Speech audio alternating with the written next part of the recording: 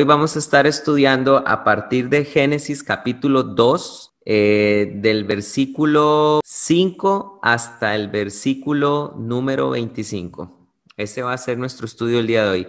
Génesis capítulo 2, del versículo 5 hasta el versículo 25. Y quiero decirles que este estudio es muy importante porque vamos a estar estudiando el segundo relato de la creación. ¿A qué me refiero yo con esto? Me estoy refiriendo a que en la Biblia tenemos dos relatos de la creación. Esto es algo que a veces es difícil de entender, a veces es difícil de absorber. A mí me costó años admitirlo y reconocerlo y que el cuadro se me armara bien, porque a veces uno tiene prejuicios, pero estos prejuicios que uno tiene precisamente son por falta de entendimiento. Lo que sí es muy importante que sepamos es que es lo que hemos venido construyendo. Moisés nunca, cuando redactó Génesis capítulo 1, capítulo 2, estaba pensando en hablarnos con relación a... él no estaba pensando con relación a dejarnos verdades científicas o dejarnos una explicación naturalista de cómo se formó el universo. Entender que precisamente lo que Moisés estaba haciendo era escribiendo un relato apologético en contra de los mitos egipcios que Israel por 430 años había absorbido. Esto es el Génesis, capítulo 1 y capítulo 2.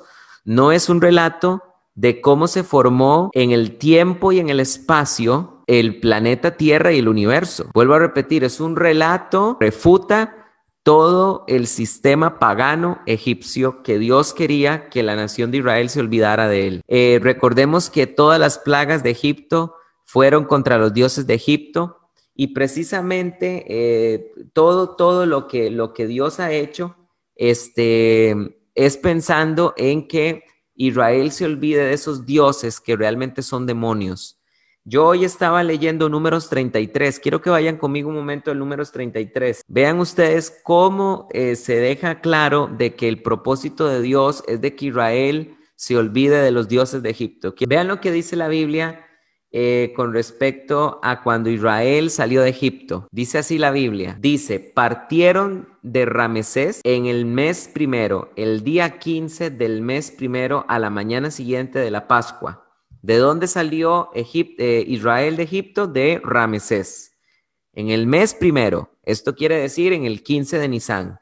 El día 15 del mes primero, mes de Nisán, a la mañana siguiente de la Pascua, salieron los hijos de Israel con mano poderosa a la vista de todos los egipcios. Versículo 4.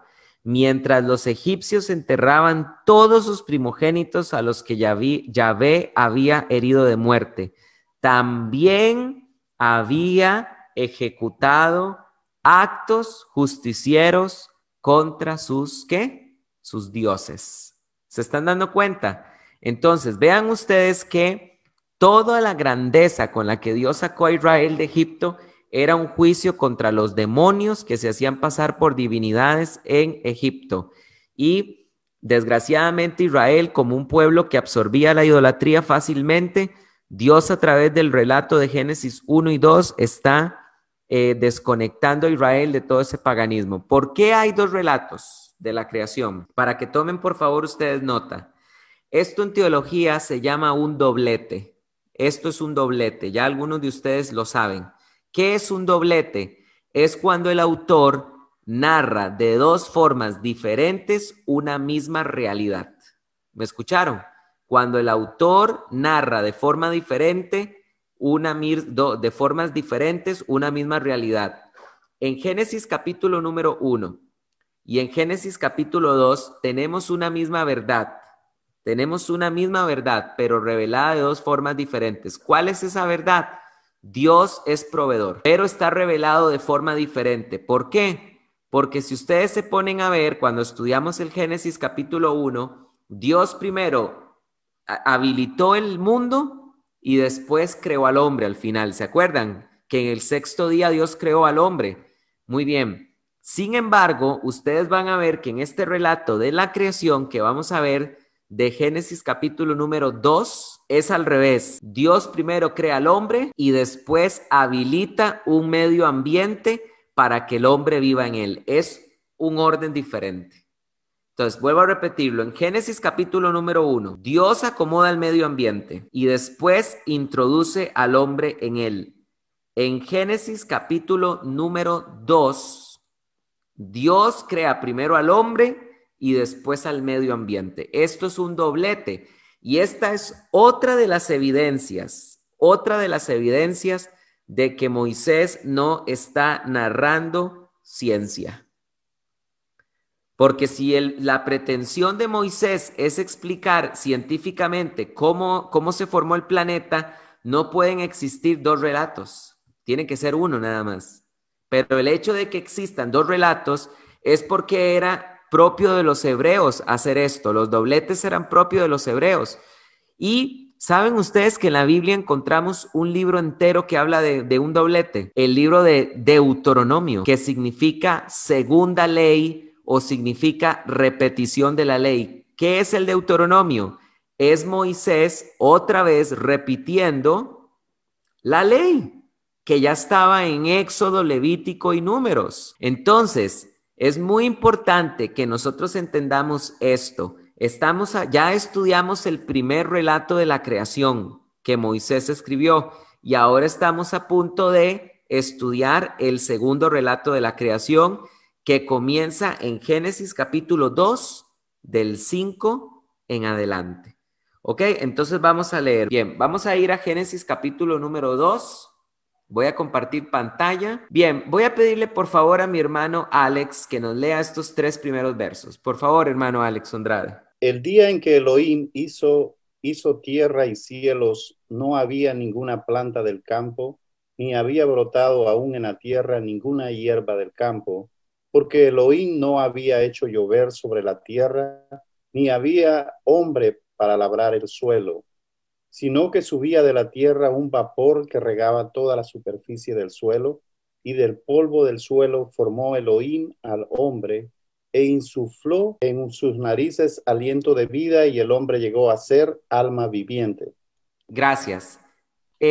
Precisamente, queridos hermanos, hoy yo creo que nos vamos a concentrar en estos 3 primeros versos, porque los que están después tienen que ver con el Edén.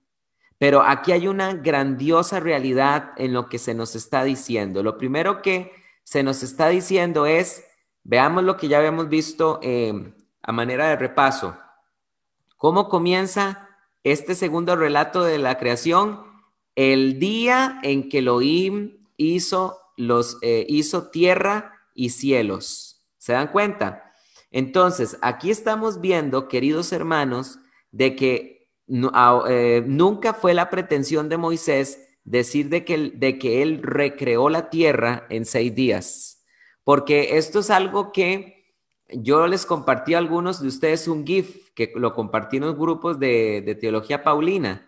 Y ese GIF era precisamente de en cuántos días creó Dios la tierra, y decía en 6 días, en 7 días, en un día, ninguna de las anteriores. Y la respuesta es ninguna de las anteriores, porque Dios creó la tierra en Génesis 1:1. Pero la Biblia no nos dice nada de un dato temporal, simplemente se dice que Dios la creó. En Génesis capítulo 1:2, la tierra fue vaciada y la tierra fue desordenada. Y a partir de Génesis capítulo 1, versículo 3, comienza la recreación o la reordenación del mundo. Entonces, es muy importante que nosotros entendamos que el mundo fue reordenado en 6 días, pero Dios no nos dice la Biblia en cuántos días creó Dios la tierra. Realmente es un relato de reordenación. Ahora, esos días no eran literales por lo que acabamos de leer. El día en que Elohim hizo los cielos y hizo tierra y cielos, pero venimos leyendo desde el Génesis que fueron 6 días en los que Dios hizo la tierra. Entonces, vamos a poner acá, porque dice que aprendes de los versos 5 y 7 y no olvides cruzar sus respuestas con el relato de Josefo. Lo primero que aprendemos es que los días, se nos habla del día, y lo voy a poner en mayúscula para que recordemos qué es lo que estoy queriendo decir. Se nos habla del día en que se creó los cielos y la tierra. Del día, y vamos a poner aquí entre paréntesis para que quede bien claro, no 6, del día en que se creó, o ni siquiera la palabra es creó, en que se hizo los cielos y la tierra. Entonces, esta es una de las evidencias que tenemos de que nunca se nos está hablando de unos días literales. Bien, ahora veamos otra cosa aquí que importante, santos de Dios.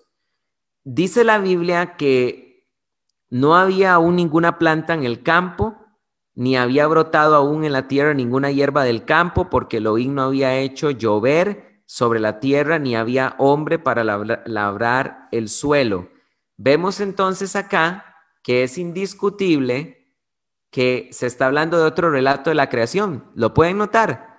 Porque cuando estudiamos el Génesis capítulo número 1, dice la Biblia que ¿en cuál día Dios creó la hierba? ¿Cuál día era? Día tercero. En el día tercero, Dios creó la hierba. Vean lo que dice Génesis. Vamos a Génesis capítulo 1, por favor. Vean que no hay duda de que este es otro relato de la creación. No son contradictorios. Es simplemente dos formas de narrar una misma verdad. ¿Ok? Bien, porque la Biblia dice en Génesis 1:11, ¿quién me lo puede leer? Tal vez si me lo puede leer nuestro hermano Jesús. Por favor, hermano, puedes leer del 11 hasta el 13, por favor. Y dijo Elohim, produzca la tierra vegetación, hierba que haga germinar semilla, árbol frutal que dé fruto sobre la tierra según su especie, cuya semilla esté en él. Y fue así. Y la tierra hizo brotar vegetación, hierba que hace germinar semillas sobre la tierra según su especie, y árbol que da fruto, cuya semilla está en él según su especie. Y vio Elohim que estaba bien, y hubo tarde y hubo mañana, día tercero. Pues ahí está clarísimo. En el día tercero Dios creó la hierba y la hierba germinó de la tierra. Pero, y hasta el sexto, y cuando Dios crea al hombre en el sexto día, ya la vegetación existe. Pero ahorita estamos leyendo un relato diferente en el que se nos está diciendo que no había ninguna planta sobre el campo porque Elohim no había hecho llover sobre la tierra ni había hombre para labrar el suelo. Entonces, vamos a poner acá que una de las evidencias tenemos un relato de la creación, tenemos un relato de la creación diferente. Vamos a poner aquí entre paréntesis, esto es un doblete. Ya sabemos que es un doblete. Porque en el primer relato, Dios crea la hierba en el tercer día, Dios crea la hierba antes del hombre. En el primer relato, Dios crea la hierba. Vamos a poner aquí tercer día, y después al hombre, sexto día. Pero, vamos a poner, pero en este otro relato, primero se crea el hombre y después la hierba. ¿Ok? Entonces, vean qué importante. Entonces, hermanos, esto a mí, yo quiero comentarles y testificarles que esto a mí se me hacía un mundo cuando yo estaba más joven, porque yo decía, ay Dios mío, ¿qué es esto? ¿Cómo reconcilio esto?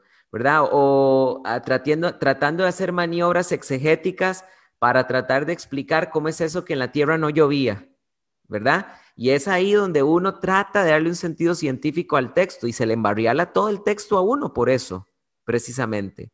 Y otra cosa importante, o sea, como uno cree que como uno no entiende el doblete, a uno se incomoda de que un relato diga que primero es la hierba y después el hombre y después el otro relato diga lo contrario. Uno siente que es una contradicción. No es una contradicción.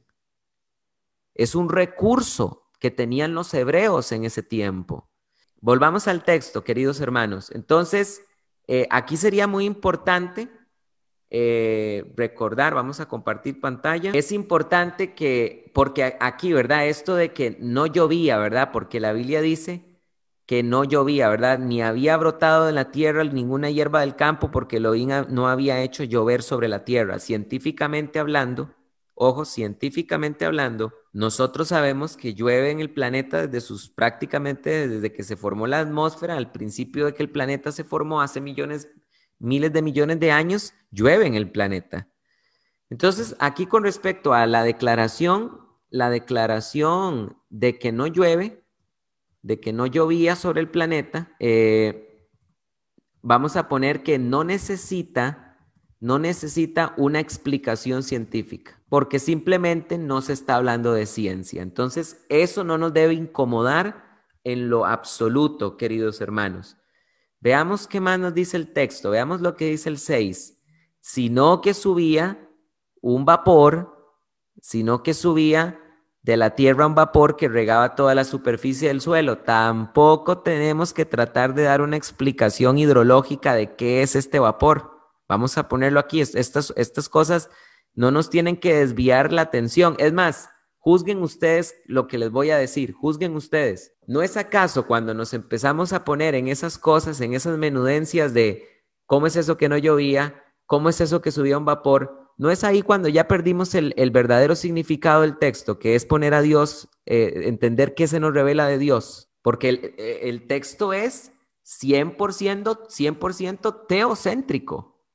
El texto siempre quiere revelarnos algo acerca de Dios, pero si yo me pongo a tratar de ver qué maniobra exegética o con qué argumento científico rebuscado explico que no llovía y que subía un vapor de la tierra, ya me desvié, ya eché a perder el mensaje del Génesis.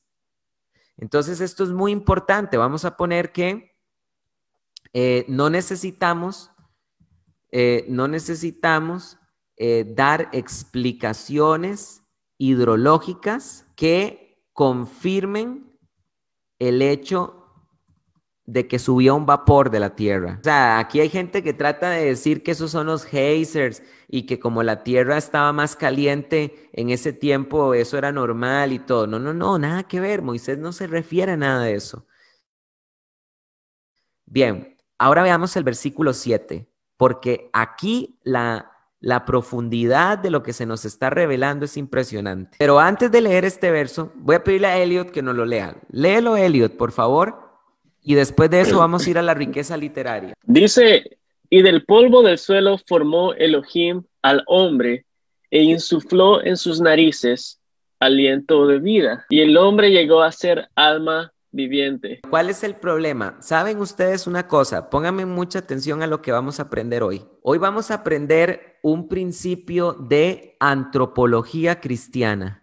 Un principio de antropología cristiana. Y este principio de antropología cristiana es importantísimo porque es la clave de una sana consejería bíblica. Esto que vamos a aprender de qué es el hombre es un principio antropológico, es decir, es un principio que nos habla de la naturaleza del hombre y es un principio que nos va a enseñar cómo hacer buena consejería cristiana. ¿Por qué pasa esto? Hermanos, porque nosotros, hay una realidad, hay montones de personas en el pueblo de Dios, en el pueblo cristiano, que está sufriendo de ataques de depresión, están sufriendo de ataques de pánico, de ansiedad generalizada, que está sufriendo de depresión, y tenemos cristianos con problemas psicológicos bastante fuertes. ¿Y saben qué es el problema? Que en las iglesias no saben qué hacer con eso, porque todas estas cosas, la depresión, los problemas psicológicos, la ansiedad, los ataques de pánico, los cristianos creen que todo eso es demoníaco y no es todo demoníaco. Un buen entendimiento de la naturaleza del ser humano, de lo que la Biblia nos enseña, de la realidad espiritual del ser humano, nos permite hacer buena consejería cristiana. ¿Y saben por qué lo digo? Porque también hay muchos teólogos que dicen que el ser humano es dipartito. ¿Qué significa? Que el ser humano es solo dos esencias, esencia material y espiritual. ¿Qué quiere decir esto? Hay muchos teólogos que dicen, y muchas denominaciones cristianas que dicen que el alma y el espíritu es lo mismo. No es lo mismo. No es lo mismo. Vamos a ver que no es lo mismo. La Biblia nos enseña que el ser humano es tripartito. El alma y el espíritu no son lo mismo en lo absoluto. Y esto es vital para hacer una buena consejería bíblica. ¿Por qué? Porque el buen consejero bíblico puede darse cuenta si el problema que la persona está sufriendo es físico, emocional o espiritual. Pero si nosotros no sabemos ni siquiera que el alma y el espíritu es diferente, pues imagínense en qué clase de consejería vamos a dar. Veamos lo que dice aquí. Elliot ahora nos leyó que en el versículo número 7, que Dios formó al hombre del suelo, insufló en sus narices aliento de vida y el hombre llegó a ser alma viviente. ¿Cuál es el problema con este pasaje? ¿Cómo traduce la Reina Valera? Y el hombre llegó a ser un ser viviente. El hombre llegó a ser un ser viviente. ¿Cómo? ¿Qué es eso? Yo no entiendo qué es un ser viviente. La Biblia dice que el hombre es un alma viviente. Entonces, ¿qué quiere decir esto? Que el ser humano es tres cosas. El ser humano es cuerpo, el ser humano es alma y el ser humano es espíritu. Pero de los tres, el que soy yo es el alma. ¿Se entiende? Es decir, mi alma tiene un cuerpo. Mi alma ha recibido un cuerpo para poder tener contacto con el mundo físico.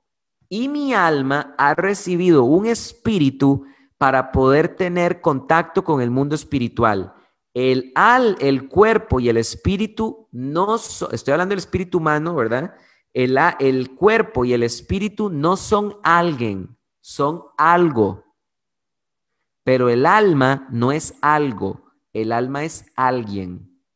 ¿Vieron la diferencia? Ahorita yo estoy viendo en las cámaras, yo estoy viendo a ustedes, el cuerpo de ustedes, pero dentro de ese cuerpo hay una persona. ¿Y quién es esa persona? El alma. ¿Se entiende? El alma es la que se salva o la que se condena. Pedro dijo que el propósito de nuestra fe es la salvación de nuestras almas. No es el propósito de Dios. No es la salvación de nuestros cuerpos ni nuestros espíritus, es la salvación del alma. Entonces, vamos a anotar, veamos la riqueza literaria por un momento, vean qué interesante. Vean acá estas palabras que se nos están enseñando acá. Voy a pedirle, por favor, a nuestra hermana María Márquez que nos lea esta riqueza literaria. Adán. Adán originalmente en el hebreo significa el hombre. Sin embargo, ya para el Nuevo Testamento se convirtió en el nombre del primer ser humano. Perdón, en el nombre del primer, y aquí tiene que estar con mayúscula, qué pena, Nuevo Testamento, el nombre del primer ser humano. Ok. Sí, hermana, por favor. Ok. Se traduce alma. Nefesh se traduce alma. En el lenguaje bíblico teológico, aunque el ser humano es tripartito. Primera de Tesalonicenses 5:23, el ser humano es alma viviente. Exacto. Entonces, vean qué importante esto. Adán en hebreo es el hombre. De hecho, yo no sé si ustedes lo notan, pero en la Biblia textual está muy bien eso, por cierto, porque en la Biblia textual todo lo que se nos narra en el capítulo 2 del hombre dice el hombre. Pero si ustedes ven la Reina Valera, dice Adán. Entonces, el problema es que están traduciendo a Adán como un nombre. Y esto no es correcto porque no es un nombre. Es hasta el Nuevo Testamento donde el hombre, a Adán, de ahí eso se convirtió en un nombre para el primer ser humano. Pero en el relato de Génesis 1, simplemente se está hablando de el Adán, que es el hombre, ¿se entiende? Pero ya nosotros, con una traducción como la Reina Valera, ya empezamos a leer el capítulo 2 y ya creemos que ese ser humano ya tiene nombre y que su nombre es Adán. No, Génesis capítulo número 1, capítulo 2, no está dando el nombre de ese ser humano aún. ¿Se entiende? Luego su nombre se va a convertir en Adán, pero al principio de la Biblia, cuando habla de Adán, es una forma simplemente de referirse a el hombre, ¿ok? Entonces, y es importante, el hombre es nefesh, el hombre es alma viviente. ¿Y qué es el alma? El alma somos nosotros, el alma es donde están todas mis emociones, todo mi temperamento, todo mi carácter, todos mis pensamientos, y ese soy yo. ¿Se entiende? Entonces, vamos a poner acá, muy importante esto. ¿Qué más aprendemos? Según la riqueza, según lo que se nos está pidiendo. Bueno, que se nos enseña que Adán no es un nombre de persona en el Génesis. En el Génesis, ¿verdad? Adán para el Génesis 2 no es el nombre de una persona, no es el nombre de una persona. Y el ser humano es alma, alma. Eso es muy importante. El ser humano es alma. Y vamos para terminar por hoy a ver el versículo 8 que nos dice. No, hasta aquí llegaríamos porque es aquí donde termina el tema del ser humano. Ya el verso 8 nos estaría hablando de Edén, que es lo que vamos a empezar a ver la otra semana. Y ténganme en oración también porque quiero decirles que para diciembre les tengo una sorpresa, porque para diciembre estoy tratando de terminar un artículo de más o menos 50 hojas de Génesis capítulo 1 y 2, todo por escrito y aún mucho más profundo de lo que lo hemos estado estudiando. Entonces, para que Dios me dé fuerzas, porque es tanto trabajo, ¿verdad?, el que hay, pero sí va a estar precioso porque ahí en ese artículo hablo de específicamente un apartado de cómo eran las características de los dioses egipcios a los que Moisés está refutando y doy una serie de cantidad de datos que aún ni siquiera en estos cursos los hemos visto. Entonces, va a ser Génesis 1 y 2, va a ser un comentario exhaustivo de Génesis 1 y 2 y yo creo que va a quedar más de 50 hojas porque voy por el día 1 y ya llevo 6 páginas, entonces yo creo que va a quedar grande. Entonces, para que estén orando, hermanos, que Dios me los bendiga, a los hermanos que están en el Facebook y que tengan mucha paz, que estén bien. Hasta luego. Amén, hermano, bendiciones.